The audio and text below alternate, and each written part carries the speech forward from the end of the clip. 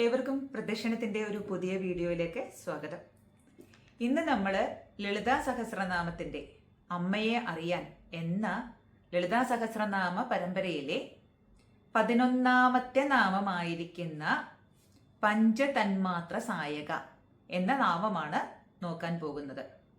അപ്പോൾ നമ്മൾ കഴിഞ്ഞ ക്ലാസ്സുകളിലെല്ലാം ദേവിയുടെ ആയുധങ്ങളെ പറ്റിയാണ് പറഞ്ഞു വന്നത്.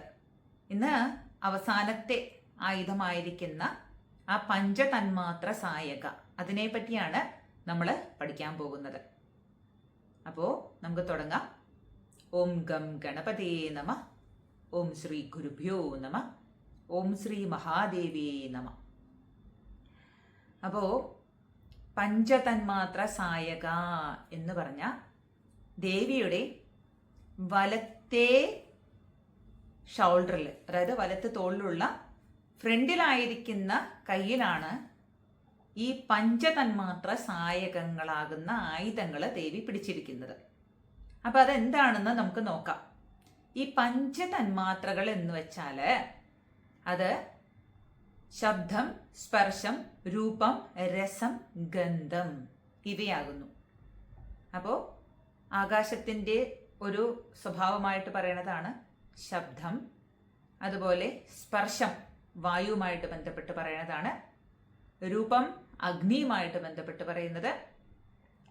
അതുപോലെ രസം എന്ന് പറയുന്നത് നമ്മളുടെ നാക്കുമായിട്ട് ബന്ധപ്പെട്ട് പറയുന്നതാണ്.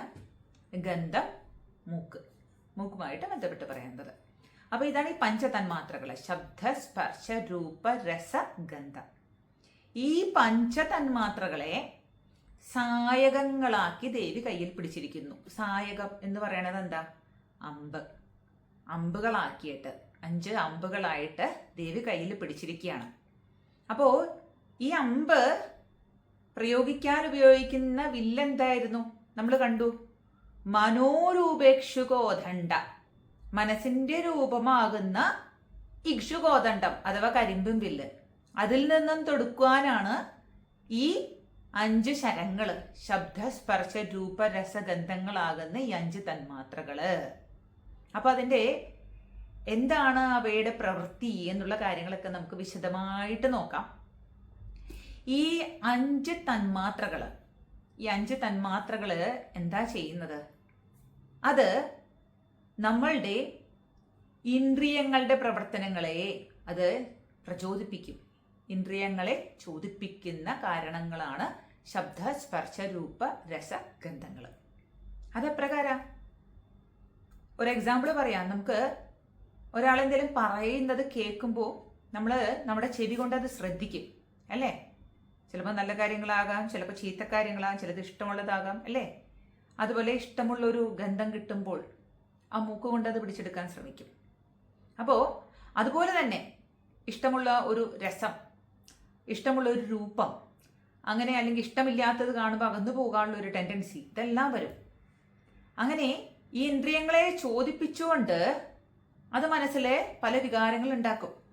അതുണ്ടാക്കുന്ന വികാരങ്ങൾ എന്ന് പറയുന്നത് അത് കാമം ഉണ്ടാക്കും. കാമം ആഗ്രഹങ്ങൾ ജനിപ്പിക്കും. ആ ഇന്ദ്രിയങ്ങളിൽ നിന്ന് കിട്ടുന്ന വിഷയങ്ങൾ വെച്ചിട്ട് ആഗ്രഹങ്ങൾ വരും. ആ കാമം പിന്നീട് രാഗത്തിലേക്ക് വഴുതി മാറും. ഇനി ആ രാഗം അതിനെന്തെങ്കിലും ഒരു തടസ്സം നേരിടുന്ന അവസ്ഥാവിശേഷത്തില് അത് ക്രോധമായിട്ട് പരിണമിക്കും. ഇനി ആ ക്രോധം കൂടിക്കഴിഞ്ഞാൽ പിന്നെ അത് സമ്മോഹനം എന്ന അവസ്ഥയിലേക്ക്, നമുക്ക് എന്താ പറയാ, ഒരു ഭ്രാന്ത് പോലത്തെ ഒരു അവസ്ഥാവിശേഷത്തിലേക്ക് വരും. ശേഷം നമുക്ക് സ്മൃതി വിഭ്രംശമായിട്ട്, അതായത് സ്മൃതിയുടെ നാശത്തിലേക്കും അവസാനം അത് നമ്മളുടെ തന്നെ നാശത്തിലേക്ക് നയിക്കും. ഇത് ഭഗവത്ഗീതയില് ഭഗവാൻ കൃഷ്ണൻ വ്യക്തമായിട്ട് പറഞ്ഞിട്ടുണ്ട്. അത് തന്നെയാണ് ഇവിടെ സംഭവിക്കുന്നത്. അപ്പോൾ ഈ ഇന്ദ്രിയങ്ങള് എടുക്കുന്ന ഈ വിഷയങ്ങൾ കാരണം മനസ്സിലുണ്ടാകുന്ന വികാരങ്ങൾ, പല രീതിയിലുള്ള വികാരങ്ങൾ ഉണ്ടാകും. അപ്പോൾ അത് ഈ രീതിയിൽ രാഗം, ക്രോധം, സമ്മോഹനാവസ്ഥകളിലേക്കും ആ നാശത്തിലേക്കൊക്കെ നയിക്കുന്ന വികാരങ്ങളായിട്ട് പരിണമിക്കും എന്നാണ് പറയുന്നത്. അപ്പോൾ അങ്ങനെയുള്ള ആ ഇന്ദ്രിയങ്ങളെ ചോദിപ്പിക്കുന്നതായിട്ടുള്ള, ആ ഇന്ദ്രിയങ്ങളെ പ്രചോദിപ്പിക്കുന്നതായിട്ടുള്ള ആ 5 തന്മാത്രകളെ തൻ്റെ കയ്യിൽ ആയുധമായിട്ട് ധരിച്ചവളാണ് ദേവി എന്ന് വെച്ചാൽ അവൾക്ക് ആ പഞ്ചതന്മാത്രകളുടെ മേളിൽ ഉള്ള നിയന്ത്രണത്തെയാണ് കാണിക്കുന്നത്.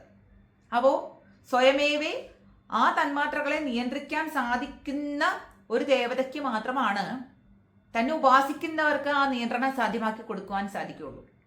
അപ്പോൾ നമ്മൾ ആ നിയന്ത്രണം ലഭിച്ച ദേവതയെ ലളിതാംബികയെ നമ്മൾ ആരാധിച്ചു കഴിഞ്ഞാൽ നമുക്കും ആ ഇന്ദ്രിയ വിഷയങ്ങളിലേക്ക് അമിതമായിട്ട് വ്യാപരിക്കാനുള്ള നമ്മുടെ മനസ്സിന്റെ ടെൻഡൻസിയെ നമുക്ക് നിയന്ത്രിക്കാൻ സാധിക്കും എന്ന് നമ്മൾ മനസ്സിലാക്കുക. അപ്പോൾ ഈ 5 തന്മാത്രകളെ ആ 5 തന്മാത്രകളെ പല രീതിയിലാണ് അത് കാണിക്കുന്നത്. 3 രീതിയിൽ അത് ദേവിയുടെ കൈകളിൽ പിടിക്കുന്നതായിട്ട് നമ്മൾ പറയുന്നുണ്ട്. സ്ഥൂല രൂപത്തിൽ കാണിക്കുന്നുണ്ട്. സ്ഥൂല രൂപത്തിൽ ആ തന്മാത്രകളെ ദേവി 5 പുഷ്പങ്ങളായിട്ടാണ് കയ്യിൽ ധരിച്ചിരിക്കുന്നത്. അപ്പൊ ഈ 5 പുഷ്പങ്ങൾ എന്താ? ഈ 5 തന്മാത്രകളെയാണ് കാണിക്കുന്നത്. ആ 5 പുഷ്പങ്ങൾ ഏതൊക്കെയാണെന്ന് ചോദിച്ചാല് കമലം എന്ന് പറഞ്ഞാൽ നമുക്കറിയാം താമര. കൈരവം എന്ന് വെച്ച് കഴിഞ്ഞാൽ രക്തകൈരവം എന്നൊക്കെ പറഞ്ഞാൽ ആമ്പലിന്റെ വിഭാഗത്തിൽപ്പെട്ട ഒരു പൂവാണ്. ഇളം ചുവപ്പ് രാശിയൊക്കെ ആയിട്ട് ചില ഗ്രന്ഥങ്ങൾ അത് വെളുത്ത കളറായിട്ടും പറയാറുണ്ട്. ഇനി കൽഹാരവും ആമ്പലിന്റെ ഒരു ഗണത്തിൽപ്പെടുന്നതായിട്ടുള്ള ഒരു പുഷ്പം തന്നെയാണ്. അല്പം നീല കളറും വെള്ള കളറും ഒക്കെ ആയിട്ടുള്ള ഒരു ആമ്പൽ തന്നെയാണത്. കൂടാതെ ഇന്ദീവരം എന്ന് പറയുന്നത് നീല താമര എന്നും പറയാറുണ്ട്. നമ്മൾ ഈ ആഫ്രിക്കൻ പായൽ പോലത്തെ ഒരു സസ്യം അതിലുണ്ടാകുന്ന ഒരു തരം നീല കളർ പുഷ്പങ്ങളെയും പറയാറുണ്ട്. കൂടാതെ സഹകാരം എന്ന് പറയുന്നത് മാവിന്റെ പൂവ്. അപ്പോൾ സ്ഥൂല രൂപത്തിൽ ഈ 5 തന്മാത്രകൾ ഈ 5 പുഷ്പങ്ങളായിട്ടാണ് ദേവി കയ്യിൽ പിടിച്ചിരിക്കുന്നത്. ദേവിയുടെ നമ്മൾ ലളിതാ ദേവിയുടെ ഫോട്ടോസ് നമ്മൾ എടുത്തു നോക്കുകയാണെങ്കിൽ ഈ ദേവിയുടെ വലതുഭാഗത്തുള്ള മുൻവശത്തെ കൈകളിൽ ആ മുൻവശത്തെ കൈയിലായിട്ട് ഈ 5 പുഷ്പങ്ങൾ ദേവി പിടിച്ചിരിക്കുന്നതായിട്ട് നമുക്ക് കാണാൻ സാധിക്കും. അപ്പോൾ കമലം, കൈരവം, കൽഹാരം, ഇന്ദീവരം, സഹകാരം, അങ്ങനെ ഈ 5 പുഷ്പങ്ങളുടെ രൂപത്തിൽ പറയാറുണ്ട്. ഇനി അത് സൂക്ഷ്മ രൂപത്തില്, ഇവ സ്ഥൂല രൂപത്തിലാണ്. സൂക്ഷ്മ രൂപത്തില് അത് മന്ത്രങ്ങളായിട്ടാണ്. അപ്പൊ നമ്മൾ 8ാമത്തെ നാമം തൊട്ട് ദേവിയുടെ ആയുധമാണ് പറയുന്നത്. രാഗസ്വരൂപ പാശാഠ്യ, ക്രോധാകാരാങ്കുശോജ്വല, മനോരൂപേഷു കോദണ്ഡ, പഞ്ചതന്മാത്ര സായക. അപ്പൊ മന്ത്രങ്ങൾ, ഇത് ആയുധ മന്ത്രങ്ങൾ എന്ന് പറയും. ഈ ആയുധ മന്ത്രങ്ങളുടെ ബീജാക്ഷരങ്ങൾ ഈ നാമങ്ങളിൽ ഒളിഞ്ഞിരിക്കുന്നുണ്ട്. അപ്പോ ഈ ആയുധം പ്രയോഗിക്കുമ്പോൾ, ഈ അസ്ത്രങ്ങളൊക്കെ പ്രയോഗിക്കുമ്പോൾ ചില മന്ത്രങ്ങൾ പണ്ട് കാലത്ത് ഉച്ചരിക്കുമായിരുന്നു. അപ്പോൾ ഇതിൽ ബീജാക്ഷരങ്ങളായിട്ട് അത് ഉൾക്കൊണ്ടുകൊണ്ട് ആണ് ഈ നാമങ്ങൾ വെച്ചിരിക്കുന്നത്. അപ്പം മന്ത്രരൂപത്തിലാണത് സൂക്ഷ്മഭാവത്തിലിരിക്കുന്നത്. ഇനി അതിന്റെ പരാഭാവത്തിൽ അത് വാസനകളായിട്ടാണ് പറയണത്. വാസന രൂപത്തിലാണ് അത് പരാഭാവത്തിൽ പറയുന്നത്. അപ്പൊ വാസന രൂപത്തിൽ നമ്മൾ പറയുമ്പോൾ കാളികാ പുരാണ പ്രകാരം ഈ സായകങ്ങൾ, ഈ 5 അമ്പുകൾ എന്ന് പറയുന്നത് ഈ 5 വാസനാ രൂപത്തിൽ പറയാറുണ്ട്. അത് ഏതൊക്കെയാണ് ആ 5 വാസനകൾ എന്ന് നോക്കുകയാണെങ്കിൽ ഹർഷണം എന്ന് പറഞ്ഞു കഴിഞ്ഞിട്ടുണ്ടെങ്കിൽ ജോയ് എന്നൊക്കെ പറയുമല്ലോ നമ്മൾ, സന്തോഷം, അതാണ് ഹർഷണം എന്ന് പറയുന്നത്. കൂടാതെ രോചനം എന്ന് വെച്ച് കഴിഞ്ഞാൽ ഒരു ആകാംക്ഷ, എക്സൈറ്റ്മെന്റ് എന്നൊക്കെ പറയുന്ന ഭാവം. മോഹനം എന്ന് പറയുന്നത് ടെംപ്റ്റേഷൻ, നമുക്ക് അതിലേക്ക് എത്താനുള്ള ഒരു വ്യഗ്രത എന്നൊക്കെ നമ്മൾ പറയുള്ളൂ, ടെംപ്റ്റേഷൻ. ഇനി ശോഷണം എന്ന് പറയുന്നത് ഡ്രെയിൻ ചെയ്യുക, നമ്മൾ ഊറ്റിയെടുക്കുക എന്ന് പറയില്ല, അത് ശോഷിപ്പിക്കുക എന്നൊക്കെ പറയുന്നത് ശോഷണം. ലാസ്റ്റ് വണ്ണാണ് മാരണം എന്ന് പറയുമ്പോൾ എന്താ, നമ്മൾ മാരണക്രിയ ചെയ്യാന്നൊക്കെ പറയില്ല, കൊല്ലുക, നശിപ്പിക്കുക എന്നൊക്കെ ഉള്ള ഒരു അർത്ഥതലത്തിൽ. അങ്ങനെ ഈ 5 പേരുകളിൽ അറിയപ്പെടാറുണ്ട് വാസനാ രൂപത്തിൽ. അപ്പോൾ അത് കാളികാ പുരാണത്തിലാണ് പറയണത്. ഇത് മുനിമാരെ പോലും മോഹിപ്പിക്കുന്നതാണ് എന്നാണ് പറയണത്. മുനിമാരുടെ മനസ്സിനെ പോലും ചലിപ്പിക്കുന്ന തരത്തിലുള്ള ഈ 5 സായകങ്ങൾ. ഏതൊക്കെ 5 സായകങ്ങൾ ഇപ്പം നമ്മൾ പറയണത്? ഹർഷണം, രോചനം, മോഹനം, ശോഷണം, മാരണം. ആ രീതിയിലുള്ള 5 സായകങ്ങളായിട്ട് പറയാറുണ്ട്.